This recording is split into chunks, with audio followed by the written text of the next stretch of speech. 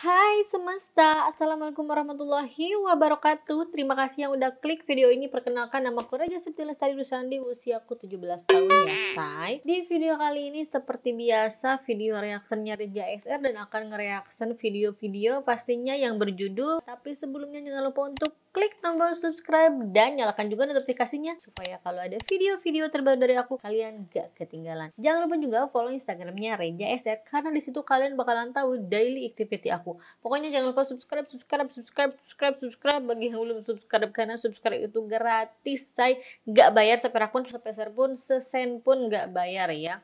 Jadi jangan lupa untuk subscribe.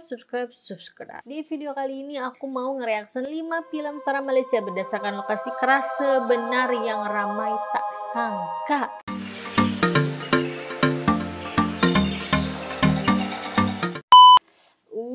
Berbau horor lagi ya say.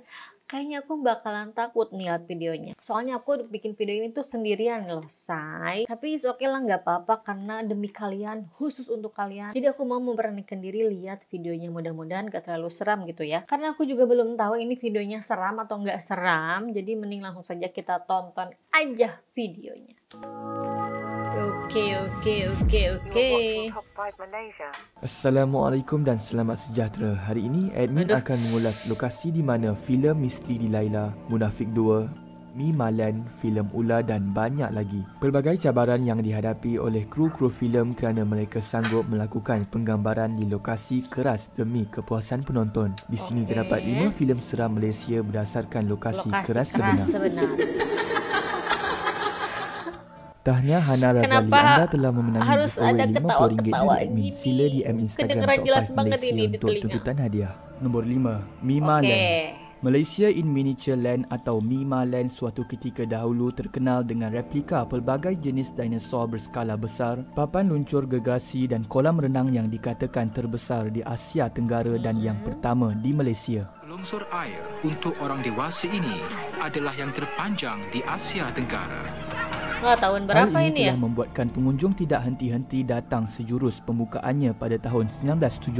Taman tema ini terletak di Gombak, Selangor dan mula dibina pada tahun 1971 dan sebanyak 24 buah motel dan chalet yang dilengkapi kolam renang. Taman tema yang dikelilingi oleh hutan hujan tropika ini mempunyai tasik untuk aktiviti bersampan dan memancing.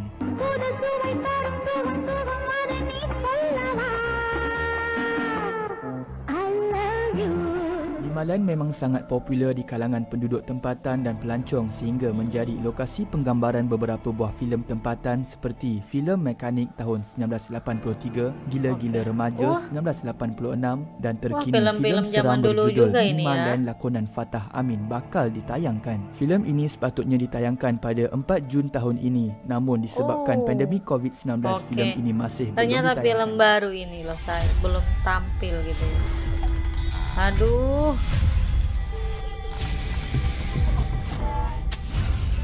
Sejarah hitam Mi Malan ini bermula pada Januari 1993 di mana seorang warga Singapura berusia 27 tahun dilaporkan maut dalam satu kemalangan di kawasan papan luncur gergasi tersebut. Setelah itu, pada tahun 1994 berlaku satu kejadian tanah runtuh dan menyebabkan dinding kolam renang pecah dan air lumpur memenuhi kolam renang di situ. Berikutan rentetan peristiwa ini telah menyebabkan pelbagai pihak mengheret pihak pengurusan Mi Malan ke muka pengadilan. Mi Malan tidak dibenarkan beroperasi atas faktor-faktor keselamatan yang lemah dan penutupannya pada tahun 1994 dan kemudian terus terbiar begitu saja tanpa berpenghuni. Nombor 4, Banglo Munafik 2. Banglo usang yang besar ini mempunyai 8 buah bilik dan 4 bilik air telah berusia lebih 30 tahun dan terletak di atas bukit di Taman Tenaga Puchong. Banglo ini telah dijadikan lokasi penggambaran filem Munafik. Menurut pengarah filem ini iaitu Syamsul Yusof, walaupun beliau bukan kali pertama mengarahkan filem seram, beliau tetap merasakan debaran apabila mengalami saat-saat pelik ketika penggambaran pembuatan Munafik. Filmnya ternyata di lokasi tempat yang udah lama banget gak berpenghuni. Hadza Firaun. Hazihi ummah.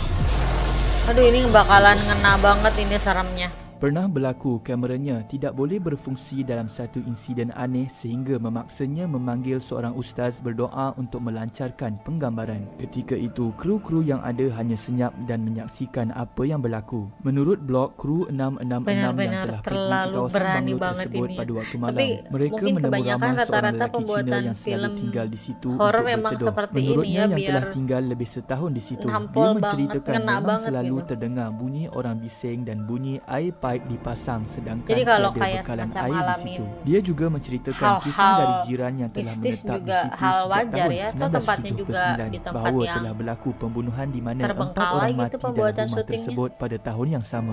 Ada juga pembeli yang telah membeli rumah ini namun terus meninggalkannya setelah mengetahui akan hal pembunuhan itu. Kalangan YouTuber luar negara juga ada menjalankan aktiviti paranormal di sini dan ada juga budak-budak nakal yang datang membuat perkara yang tidak baik kemudian disampur oleh makhluk halus di tempat ini. Kemudian orang yang dirasuk itu membawa sami atau bomoh untuk pulihkan diri mereka yang dirasuk entiti di situ. Itulah antara kisah yang terjadi di Banglo Munafik ini. Nombor 3, Banglo Misteri di Laila.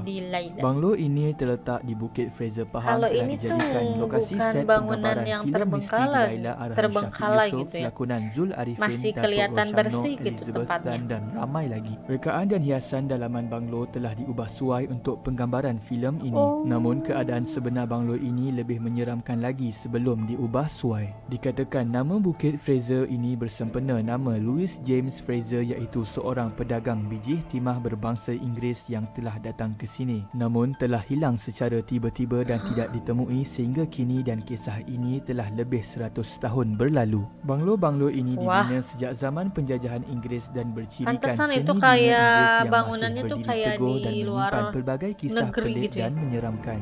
Kayak Menurut di temu negara ramah lain. dari Rojak Delhi, terdapat cerita dari Ustaz Ubaidullah ketika di set penggambaran Misteri di Laila bahawa terdapat kru yang mengadu barang-barang mereka secara tiba-tiba dialihkan. Ada juga penduduk mendengar bunyi kanak-kanak bermain di bahagian tangga rumah tersebut. Sebelum ini, terdapat penyewa rumah ini terdengar ketukan pintu dan tingkap yang sangat kuat hingga jam 5 pagi barulah akan reda. Ada juga yang bertanya kepada tukang kebun akan apa yang berlaku, namun mereka hanya senyum tanpa memberi jawapan. Banglo berwarna putih yang ditinggalkan sejak beberapa tahun lepas kerap bertukar pemilik susulan tidak tahan dengan gangguan makhluk halus di setiap pelosok rumah. Menurut Ustaz Ubaidullah, banglo ini pada awalnya dibuka kepada orang awam untuk disewa, namun berlaku masalah pengurusan dalaman maka dibiarkan kosong sehingga hari ini. Kalau dilihat dari sekitar tuh Nombor kayaknya di 2, tengah-tengah Jalan hutan Puncak gitu ya. Alam. Jalan Puncak Alam di Selangor Jalan atau nama barunya Puncak Persiaran Alam. Mokhtar Dahari. Kawasan ini lebih sinonim Ternyata dengan di Malaysia golongan juga ada pelajar Jalan walaupun Puncak, banyak say. kawasan Di kita juga perumahan ada ya, baru Puncak. diperkenalkan di kawasan ini. Suatu ketika dahulu, jalan menuju ke kampus UiTM ini sunyi sehingga mengundang pelbagai kisah seram yang dikongsi oleh pengguna jalan berkenaan. Jalan Puncak Alam ini turut dijadikan karya filem berjudul Jalan Puncak Alam yang telah ditayangkan pada tahun 2015. Menurut baru pengarahnya sih ya, iaitu 2015. Dharma Aizat, sememangnya jalan ini adalah laluan yang sunyi dan menyimpan pelbagai kisah seram yang tersendiri. Menurutnya, pelakon cilik yang memegang watak sebagai hantu budak turut berdepan dengan gangguan ketika penggambaran di kawasan Tasik. Menurut kru di situ, ketika hendak memulakan babak di Tasik, pelakon budak itu asyik memandang ke arah Tasik dan kemudian bercerita kepada ibu dan bapanya yang dia ternampak susuk badan budak kecil sepertinya di Tasik berkenaan. Menurut pengarah, beliau terpaksa menukar babak lain kerana pelakon budak itu takut dan enggan melakonkan babak di Tasik setelah melihat kelibat tersebut. Untuk pengetahuan anda, di sekitar Jalan Puncak Alam terdapat banyak tasik. Mungkin ia berlaku pada salah satu tasik di situ. Beliau turut membawa ustaz ke lokasi sekiranya berlaku apa-apa gangguan ketika penggambaran filem. Ustaz tersebut juga menjadi pelakon tambahan dalam filem ini sebagai orang tua gaib. Untuk pengetahuan anda, kawasan jalan ini juga merupakan kawasan di mana Altan Tuya dibunuh dengan kejam menggunakan bom C4. Oh my Nomor god, 1. Tantu ya. Lokasi Aku filem tahu Ula. tuh tentang Filem Tantu ya. Ula pada tahun 2013, Oke, ini lakonan Lisa film Surihani, Ular. Yusri Kru dan Izu Islam juga dilakukan di tempat yang keras. Penggambaran di terowong filem ini telah dijalankan di kilang batu bata Brick Clean atau terowong arang batu yang sudah berusia hampir 100 tahun di Pekan Warisan Batu Arang Rawang, Selangor. Ramai orang menganggap filem ini hanya dilakukan di sebuah pulau, namun babak akhirnya sebenarnya berlaku di sini. Sebelum penggambaran filem Ula, kumpulan penggambaran filem seram yang berkisarkan hantu raya juga telah dijalankan di lokasi ini, di mana kru-kru melihat sendiri hantu raya muncul di lokasi dan lari bertempiaran. Menurut kisah penduduk di sini yang dikenali sebagai Raja, dia berkata penghijrahan beliau ke kawasan Batu Arang sejak 30 tahun lalu banyak berlakunya kejadian aneh. Antaranya suara bayi menangis, kemunculan lembaga hitam berambut panjang dan susuk tubuh tanpa kepala. Pernah juga ada individu yang mengambil pasu tanah liat di tapak pembakaran pasu di situ untuk simpanan peribadi. Namun selepas itu dia telah diganggu sehingga demam dan memulangkan semula pasu terbabit ke tempat asal. Mengikut sejarah asal-usul Pekan Batu Arang bermula dari sebuah perkampungan kecil dan dikelilingi hutan, sehingga penemuan batu kecil berwarna hitam oleh Haji Abdul Hadi ketika mencari pokok rotan pada tahun 1908. Kini dikatakan tempat ini memiliki lebih 10 terowong bawah tanah dan hanya 6 buah terowong yang telah dikenal pasti. Itu sahaja video pada hari ini. Jom komen tempat mana yang paling seram dan ceritakan pengalaman anda sekiranya pernah berada di tempat-tempat ini.